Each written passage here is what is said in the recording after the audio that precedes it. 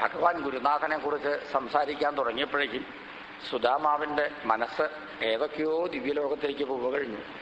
അദ്ദേഹം 2 വാക്ക് സംസാരിച്ചു. എല്ലാം ഈശ്വര സങ്കല്പം. അത്രയും കഴിഞ്ഞപ്പോഴേക്കും ഭഗവാൻ വിഷയങ്ങൾ മാറ്റി. പിന്നെ സുദാമാവേ, എന്നും ആളുകളിങ്ങനെ എന്നെ കാണാൻ ഇവിടെ വരാറുണ്ട്. വരണ ആളുകളൊക്കെ എന്തെങ്കിലും കൊണ്ടുവരികയും പതിവുണ്ട്. അങ്ങും എന്തെങ്കിലും കൊണ്ടുവന്നിട്ടുണ്ടാവുമല്ലോ. എനിക്ക് ഇന്ന സാധനം വേണമെന്ന് ഒരു നിർബന്ധമില്ല. സ്നേഹമുള്ള ആളുകൾ എന്ത് തന്നാലും ഞാൻ സന്തോഷിക്കും. എന്നെ സന്തോഷിപ്പിക്കാൻ അധികം സാധനമൊന്നും വേണ്ട. പത്രം, പുഷ്പം, ഫലം, തോയം, ഒരു തുള്ളി വെള്ളം, ഒരു പൂവ്, ഒരു പഴം, ഇത്രയൊക്കെ വേണ്ടൂ എന്നെ സന്തോഷിപ്പിക്കാൻ. പിന്നെ ചില ആളുകളുണ്ട് അനവധി തരും, സ്നേഹം മാത്രം ഉണ്ടാവില്ല. സ്നേഹമില്ലാത്ത ആളുകൾ എത്ര തന്നാലും എന്ത് തന്നാലും ഞാൻ സന്തോഷിക്കൊന്നുമില്ല. നേരെ മറിച്ച് സ്നേഹമുള്ള ആളുകൾ എന്ത് തന്നാലും ഞാൻ സന്തോഷിക്കുകയും ചെയ്യും. അങ്ങും എന്തെങ്കിലും കൊണ്ടുവന്നിട്ടുണ്ടാവുമല്ലോ. എന്താ കൊണ്ടുവന്നതെന്ന് വെച്ചാൽ തന്നേക്കൂ എന്ന് പറഞ്ഞ ഭഗവാൻ കയ്യങ്ങ് നീട്ടി. സുദാമാവിന് ലജ്ജ തോന്നിപ്പോയി. താൻ കൊണ്ടുവന്ന ഈ നിസ്സാരമായിട്ടുള്ള ഈ 4 പിടി അവില് ഐശ്വര്യത്തിൻ്റെ മുകളിലിരിക്കുന്ന കൃഷ്ണന്റെ കയ്യിൽ അങ്ങോട്ട് കൊടുക്കുകയാണ്. അദ്ദേഹം തലയും താഴ്ത്തിക്കൊണ്ടിങ്ങനെ ഇരുന്നു. ഭഗവാൻ പിന്നെയും പറഞ്ഞു, എനിക്ക് സുദാമാവേ ഇന്ന സാധനം വേണമെന്ന് ഒരു നിർബന്ധമില്ല. എന്ത് സാധനം തരണമെന്ന് ഞാൻ നോക്കാറില്ല. എത്ര തരണു എന്നും ഞാൻ നോക്കാറില്ല. തരണ സമയത്ത് ആ ആളുടെ മനസ്സിലേക്ക് ഞാൻ നോക്കും. സ്നേഹമുണ്ടോ എന്ന് ഞാൻ നോക്കും. സ്നേഹം ഉണ്ടെങ്കിൽ ഞാൻ സന്തോഷിക്കും, ഇല്ലെങ്കിൽ സന്തോഷിക്കൂല്ല. അങ്ങനെയാണ് എൻ്റെ ഒരു പ്രകൃതം. അങ്ങ് എന്ത് തന്നാലും എനിക്ക് സന്തോഷമാണ്. എന്തിനാ മടിക്കണേന്ന്? തന്നേക്കൂ. ഭഗവാൻ പിന്നെയും പറഞ്ഞു നോക്കി, കൊടുത്തില്ല. 2-3 തവണയൊക്കെ ഭഗവാൻ പറഞ്ഞു നോക്കി, എന്നിട്ടും കൊടുത്തില്ല. ഭഗവാൻ ഒരു ഘട്ടത്തിൽ ഇങ്ങനെയും ആലോചിച്ചു, തന്നില്ല എന്ന് വെച്ചാൽ വേണ്ട, തിരിച്ച് അങ്ങോട്ട് തന്നെ കൊണ്ടുപോക്കോട്ടെ. പക്ഷേ അത് വയ്യ. കാരണം ഇദ്ദേഹത്തിൻ്റെ പത്നി അവിടെ ഇരുന്നുകൊണ്ട് ഇങ്ങനെ പ്രാർത്ഥിക്കുകയാണ്. ഒരുപക്ഷെ എൻ്റെ ഭർത്താവ് ദ്വാരകയിൽ നിറഞ്ഞ സദസ്സിലിരുന്ന് അവിടുത്തെ കയ്യിൽ ഈ നിസ്സാരമായിട്ടുള്ള 4 പിടി അവിൽ തരാൻ മടിച്ച് തലയും താഴ്ത്തി ഇങ്ങനെ ഇരുന്നു എന്ന് വരാം. അദ്ദേഹം തന്നില്ല എന്ന് വെച്ചാൽ തട്ടിപ്പറിച്ചിട്ടായാലും അവിടുന്ന് അത് സ്വീകരിക്കണേ. അവിടേക്ക് വേണ്ടി കൊടുത്തയച്ചത് അവിടുന്ന് സ്വീകരിക്കാതെ കണ്ട് തിരിച്ച് ഇങ്ങോട്ട് കൊടുത്തയക്കരുതേ എന്നാണ് പത്നിയുടെ പ്രാർത്ഥന. തിരിച്ച് കൊടുത്തയക്കുകയ്യ. പ്രാർത്ഥന ഭഗവാന്റെ ഹൃദയത്തിൽ ഇങ്ങനെ വന്ന് തട്ടണുണ്ട്. ഭഗവാൻ പിന്നെയും പറഞ്ഞു, എനിക്ക് സുദാമാവേ ഇന്ന സാധനം വേണമെന്ന് ഒരു നിർബന്ധമില്ല. എന്ത് സാധനം തരണമെന്ന് ഞാൻ നോക്കാറില്ല. എത്ര തരണമെന്നും നോക്കാറില്ല. തരണ ആളുടെ ഹൃദയത്തിൽ സ്നേഹമുണ്ടോ എന്ന് മാത്രമേ നോക്കാറുള്ളൂ. അങ്ങ് എന്ത് തന്നാലും എനിക്ക് സന്തോഷമാണ്. എന്തിനാ മടിക്കണേന്ന്? ഇവിടെ തന്നേക്കൂ. 2 കൈ നീട്ടിക്കൊണ്ടാ ഭഗവാൻ ചോദിക്കണത്. കൊടുത്തില്ല. കുറച്ച് കഴിഞ്ഞപ്പോൾ തീർച്ചയായി തരിയായിട്ടുണ്ടാവില്ല എന്ന് ഭഗവാൻ സൂത്രത്തിൽ ആ അവിൽപ്പൊതിയമ്മ കയറി ഇങ്ങോട്ട് പിടിച്ചു. എന്നിട്ടൊരു ഇങ്ങോട്ട് വലിച്ചു, കെട്ടങ്ങോട്ട് അഴിച്ചു. ഒരു പിടി വായലിട്ട് കടിച്ച് ചവച്ച് അങ്ങോട്ട് ഇറക്കി. എന്നിട്ട് അതിനെപ്പറ്റി അങ്ങോട്ട് പറയാൻ തുടങ്ങി. പരമപ്രീണനം സഖേ. എന്തൊരു സ്വാദ് അല്ലെ! ഇങ്ങനെ വേണട്ടോ. സുഹൃത്തിനെ കാണാൻ ചെല്ലുമ്പോൾ ആ സുഹൃത്തിന് ഇഷ്ടമുള്ള സാധനം കൊണ്ട് കൊടുക്കുക. അങ്ങനെ വേണ്ടേ? അങ്ങയ്ക്കറിയാലോ ഞാൻ അവിൽക്കൊതിയനാണെന്ന്. നമ്മൾ ഗുരുനാഥൻ്റെ ആശ്രമത്തിൽ താമസിച്ചുകൊണ്ടിരുന്ന കാലത്ത് അദ്ദേഹത്തിൻ്റെ പൂജയും ഒക്കെ കഴിഞ്ഞാൽ നമുക്ക് അവിൽപ്രസാദം തരാറുണ്ടായിരുന്നു. 2-3 ദിവസം നമ്മൾ ഒരുമിച്ച് കൈ കാണിച്ച് ചെന്നു. 2 ദിവസം കഴിഞ്ഞപ്പോൾ അങ്ങയ്ക്ക് മനസ്സിലായി ഞാൻ കൊതിയനാണെന്ന്. പിന്നെ അങ്ങ് കൈനീട്ടി വരാതെ കണ്ടായി. അങ്ങയ്ക്ക് തയ്യാറാക്കിയതും കൂടി എനിക്ക് തന്നിരുന്നു ഗുരുനാഥൻ. എനിക്ക് അന്നല്ല കേട്ടോ, ഇന്നും അതെ. അവിൽ തിന്നാൻ മതിയാവുക അങ്ങനെ ഇല്ല. ഞാൻ ഭാര്യമാരോടും കുട്ടികളോടൊക്കെ പറയാറുണ്ട് അവിലുണ്ടാക്കി തരണം എന്ന്. അവർ ധാരാളം അവിലുണ്ടാക്കി തരാറുണ്ട്. ഞാൻ നല്ലോണം കഴിക്കാറുമുണ്ട്. നല്ല സ്വാദും ഉണ്ടാവാറുണ്ട് കേട്ടോ. പക്ഷേ ഈ അവിലിൻ്റെ സ്വാദുണ്ടല്ലോ, അതൊന്ന് വേറെ തന്നെയാണ്. പരമപ്രീണനം സഖേ തപ്പയന്ത്യംഗമം വിശ്വം ഏതേ പൃഥുക തണ്ടുലാഹ. ഈ എത്ര നല്ല സാധനം തിന്നാലും നാവിന് തൃപ്തി വരിക അത്രയല്ലേ ഉണ്ടാവുള്ളൂ. പക്ഷേ ഈ അവിലിങ്ങനെ തിന്നട്ടെ നോക്കൂ, എൻ്റെ ശരീരത്തിൽ ആകെ ഇങ്ങനെ രോമാഞ്ചം ഉണ്ടാവുന്നു. എത്ര നേരമാണ് അതിനെപ്പറ്റി ഇങ്ങനെ പ്രശംസിച്ചതെന്നോ ഭഗവാൻ. ഇതൊക്കെ കഴിഞ്ഞ് 2ാമതൊരു പിടിയും കൂടി എടുത്തു. ഭഗവാന്റെ പത്നി അവിടെ വെൺചാമരം വീശിക്കൊണ്ടിരിക്കുകയായിരുന്നു. പെട്ടെന്ന് വെൺചാമരം അവിടെ ഇങ്ങോട്ട് വെച്ചു. ബാക്കിയുള്ളത് ഭഗവാന്റെ കയ്യിൽ നിന്ന് ഇങ്ങോട്ട് മേടിച്ചു. ഇത് ആകെ ഒരു 3-4 പിടി അത്രയേ ഉള്ളൂ. അതിൽ കുറച്ച് അവനോ തന്നെ തിന്നു കഴിഞ്ഞു. എന്നിട്ടോ അതിനെപ്പറ്റി പറയണത് എന്താ? ഓ, എന്തൊരു സ്വാദ്, തിന്നാൻ രോമാഞ്ചം ഉണ്ടാവും എന്നാ പറയണത്. തിന്നാൻ രോമാഞ്ചം ഉണ്ടാവണം, ഇത്ര നല്ല സാധനം അവനോ മാത്രമായിട്ട് തിന്നാൻ നിന്നോ? ബാക്കിയുള്ളത് കുട്ടികൾക്ക് കൊടുക്കട്ടെ, ഇങ്ങോട്ട് തരൂ. പത്നി അത് മേടിച്ചുകൊണ്ടുപോയി.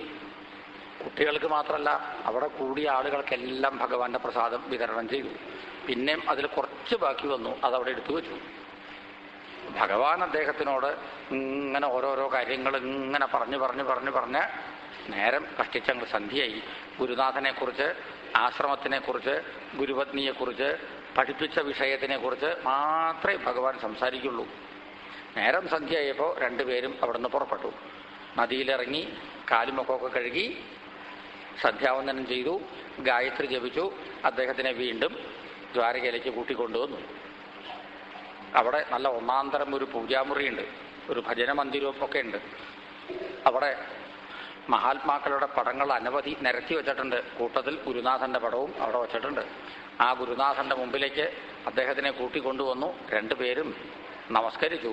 ഗുരുർ ബ്രഹ്മ ഗുരുർ വിഷ്ണു ഗുരുർദേവോ മഹേശ്വര ഗുരു സാക്ഷാൽ പരംബ്രഹ്മ തസ്മൈ ശ്രീ ഗുരവേ നമഃ. ഗുരുവന്ദന ശ്ലോകമൊക്കെ ചൊല്ലി അദ്ദേഹത്തിൻ്റെ ആഹാരവും കഴിപ്പിച്ചു. ഭഗവാൻ പിന്നെയും അദ്ദേഹത്തിനെ പഴയ കട്ടിലുമ്പോൾ തന്നെ കൊണ്ടിരുത്തി കയ്യുമ്മ കയറി പിടിച്ചുകൊണ്ട് ഇങ്ങനെ സംസാരിച്ചു കൊണ്ടേയിരിക്കുക. സുദാമാവിന് ഒന്നും അങ്ങോട്ട് സംസാരിക്കേണ്ടി വരണില്ല. ശ്രീകൃഷ്ണ പരമാത്മാവിനെ കണ്ണുകൊണ്ട് കണ്ടും ആ പരമാത്മാവിൻ്റെ വാക്കുകൾ ചെവി കൊണ്ട് കേട്ടും ഇങ്ങനെ സമയം കടന്നു പോയത് അദ്ദേഹം അറിഞ്ഞതേയില്ല. ഭഗവാൻ ഗുരുവിനെക്കുറിച്ചും ഗുരുപത്തെക്കുറിച്ചും മാത്രമേ പറയുള്ളൂ.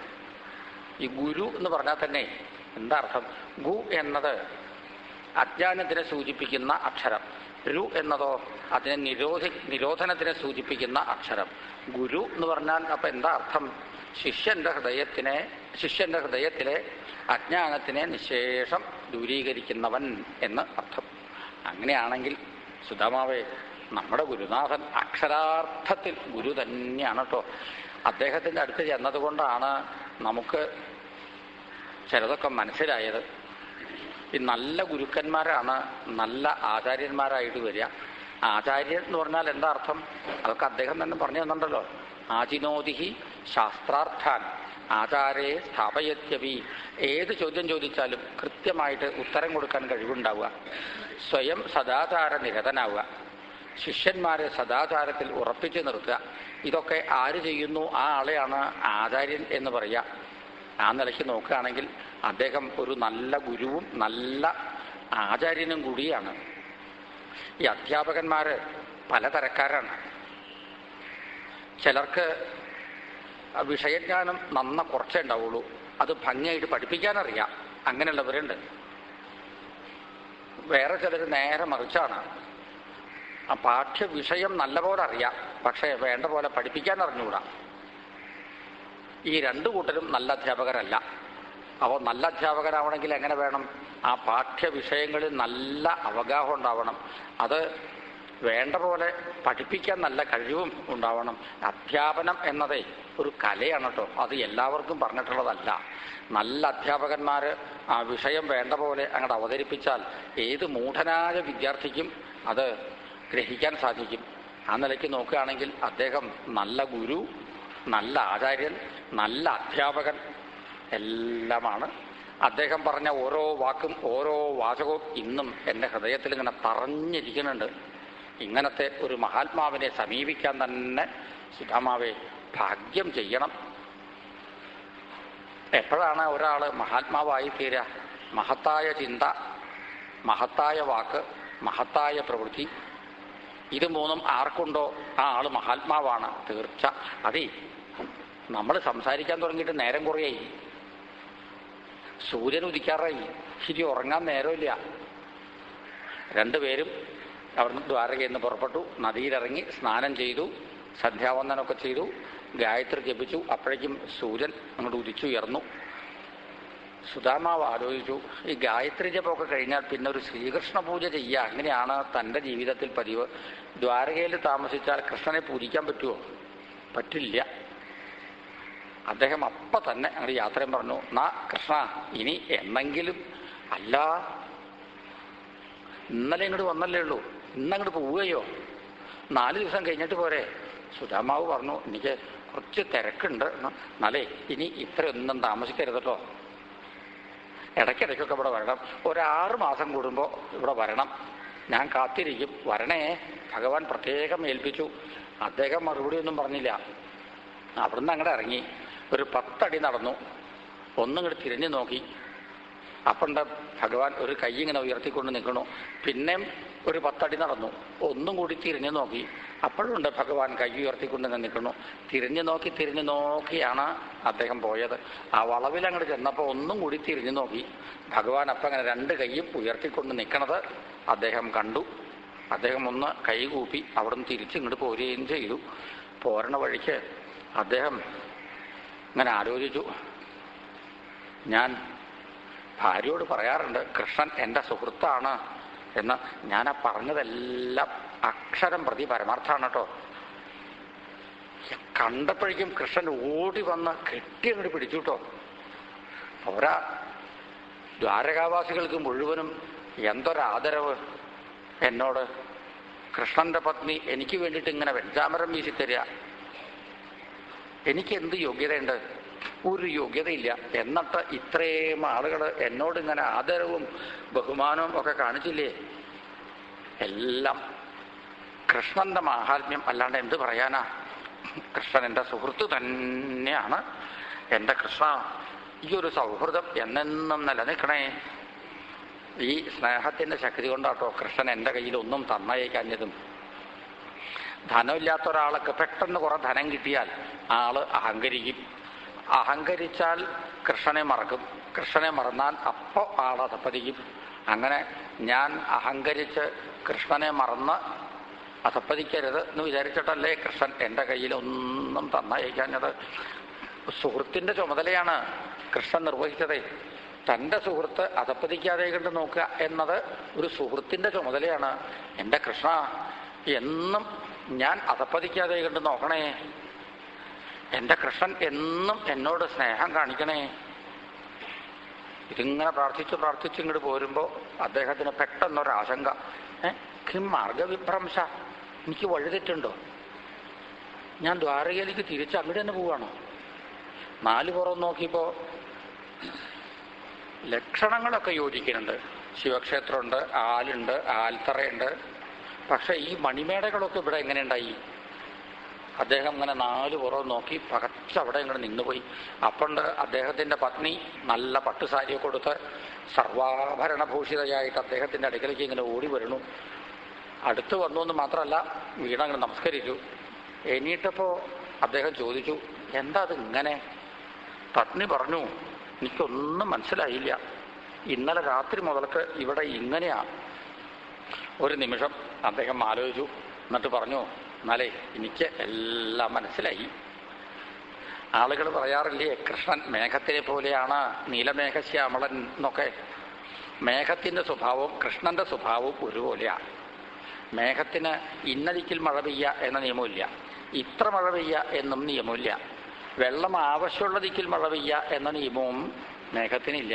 അങ്ങോട്ട് പെയ്യാൻ തുടങ്ങിയാൽ പിന്നെ പെയ്ത്ത് തന്നെയാവും. സമുദ്രത്തിലും മഴ പെയ്യും, വീടിൻ്റെ മുകളിലും മഴ പെയ്യും, വയലിലും മഴ പെയ്യും. കൃഷ്ണനും അങ്ങനെ തന്നെയാ. വർഷിക്കാൻ തുടങ്ങിയാൽ പിന്നെ ഒരു കയ്യും ഇല്ലാതെ കണ്ട, കണക്കും ഇല്ലാതെ കണ്ട വർഷിക്കുക. ഇപ്പം മനസ്സിലായില്ലേ ഇവിടെ ഈ കണ്ടതൊക്കെ എന്താന്ന്? ഇതെല്ലാം കൃഷ്ണന്റെ കാരുണ്യവർഷം, അല്ലാണ്ട് വേറെ എന്ത് പറയാനാ? ഒരു ഉത്തമ സുഹൃത്തിൻ്റെ ലക്ഷണം എന്താ? ഇങ്ങോട്ട് ചെയ്ത ചെറിയ ഒരു ഉപകാരത്തിനെ പോലും കേമായിട്ട് പ്രശംസിക്കുക.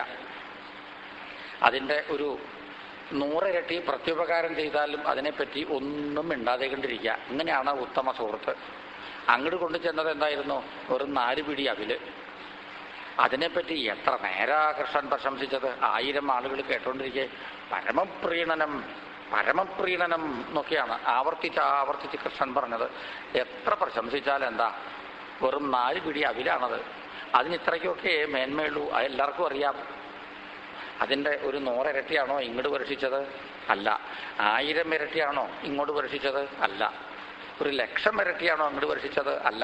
എന്നിട്ട് കൃഷ്ണൻ ഒരാളോട് അതിനെപ്പറ്റി പറയേണ്ടായില്ല. എന്തിനാ? തന്നോട് പോലും കൃഷ്ണൻ പറയേണ്ടായില്ല. ഇങ്ങനെയാണ് ഉത്തമ സുഹൃത്ത്.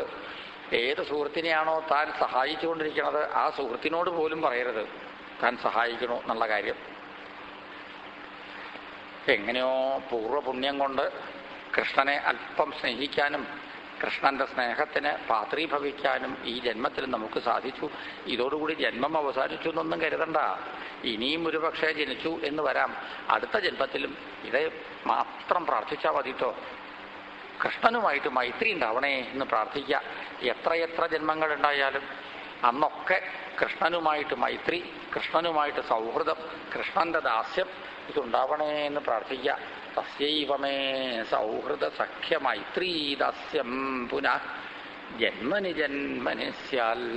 എത്രയെത്ര ജന്മങ്ങൾ ഉണ്ടായാലും ആ ജന്മങ്ങളിലെല്ലാം കൃഷ്ണനുമായിട്ട് സൗഹൃദം ഉണ്ടാവണേ എന്ന് പ്രാർത്ഥിച്ചോളൂ. അടുത്ത നിമിഷം അദ്ദേഹം അങ്ങനെ ആലോചിച്ചു,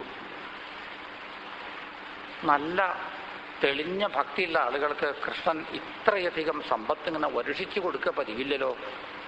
അപ്പൊ ഇവിടെ ഇത്തരം സമ്പത്ത് വർഷിക്കാൻ കാരണം അങ്ങനെ വരട്ടെ, എനിക്ക് ഭക്തിയില്ല, അതുകൊണ്ടാണ് കൃഷ്ണൻ ഇത്രയും സമ്പത്ത് ഇവിടെ ഇങ്ങോട്ട് ചൊരിഞ്ഞത്. അദ്ദേഹം പ്രാർത്ഥിച്ചു, എൻ്റെ കൃഷ്ണ എനിക്ക് ഇതൊന്നും തരരുതേ, എനിക്ക് ഭക്തി മാത്രമേ തരാവൂ. എൻ്റെ കൃഷ്ണൻ ഇതൊക്കെ തിരിച്ചെടുക്കണേ എന്ന് അദ്ദേഹം പ്രാർത്ഥിച്ചു. ഭക്തന് കൊടുത്തത് ഏതെങ്കിലും ഭഗവാൻ തിരിച്ചെടുത്തുവോ? ഒന്നും തിരിച്ചെടുത്തില്ല. എന്നാൽ ഒന്നും വേണ്ട എന്ന് പറഞ്ഞ് അദ്ദേഹം വലിച്ചെറിഞ്ഞുവോ? അതുമില്ല. എല്ലാം അദ്ദേഹം അനുഭവിച്ചു. ഇതാരുടെയാണെന്ന് ചോദിച്ചാൽ അദ്ദേഹം പറയും, ഇത് കൃഷ്ണന്റെ. അതോ അതും കൃഷ്ണന്റെ. ഇന്നേ ഭാഗത്ത് കാണുന്നതോ ഇതും കൃഷ്ണന്റെ എന്നേ അദ്ദേഹം പറയുള്ളൂ, എൻ്റെ എന്ന് അദ്ദേഹം പറയില്ല. ഇങ്ങനെയായിരുന്നു അദ്ദേഹത്തിൻ്റെ ജീവിതം മുഴുവനും. ഇങ്ങനെ കൃഷ്ണനെ മാത്രം സ്മരിച്ച്, കൃഷ്ണനെ പൂജിച്ച്, കൃഷ്ണന്റെ നാമം ജപിച്ച്, കൃഷ്ണന്റെ കഥ പറഞ്ഞ്, കൃഷ്ണന്റെ കഥ കേട്ട് ജീവിതം മുഴുവനും കൃഷ്ണാർപ്പണമായി അദ്ദേഹം ഉപയോഗിച്ചു. അവസാനത്തെ ശ്വാസം പോകുന്നത് വരെ ഈ മഹാത്മാവിൻ്റെ കഥ അനുസ്മരിക്കുന്നത് പോലും പുണ്യമാണ് എന്ന ശ്രീശുകൻ ഒടുവിൽ പറഞ്ഞത്. ഭഗവാൻ അദ്ദേഹത്തിനോട് പറഞ്ഞ ആ വാക്ക് നമ്മളെന്നും സ്മരിക്കേണ്ടതാണ്. സ്നേഹപൂർവം എന്ത് സമർപ്പിച്ചാലും ഭഗവാൻ സന്തോഷിക്കും എന്ന്. സ്നേഹത്തിൻ്റെ പ്രതീകമായി 2 തുള്ളി കണ്ണുനീര് ഭഗവാന്റെ മുമ്പിൽ സമർപ്പിച്ചാൽ അത് മതി ഭഗവാനെ പ്രസാദിപ്പിക്കാൻ. ഒരാൾ ഗുരുവായൂരപ്പൻ്റെ മുമ്പിൽ നിന്നുകൊണ്ട് ചൊല്ലിയതാണ് ഇത്. മണ്ണുണ്ണം വെണ്ണയുണ്ണം കടുതര വിഷസമ്മിശ്രമാം സ്തന്യമുണ്ണം മണ്ണും കല്ലും നിറഞ്ഞോരവിലും അരയിലച്ചീരയും തീയുമുണ്ണം തിണ്ണം ബ്രഹ്മാണ്ടമങ്ങേക്കുടവയർ ഗുരുവായൂരഴും നാഥ നീ എന്തുണ്ണില്ല നീ നിവേദിക്കുവൻ അടിമലരിൽ തൂകുമെൻ തപ്തഭാസ്പം.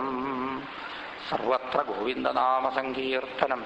ഗോവിന്ദ ഗോവിന്ദ.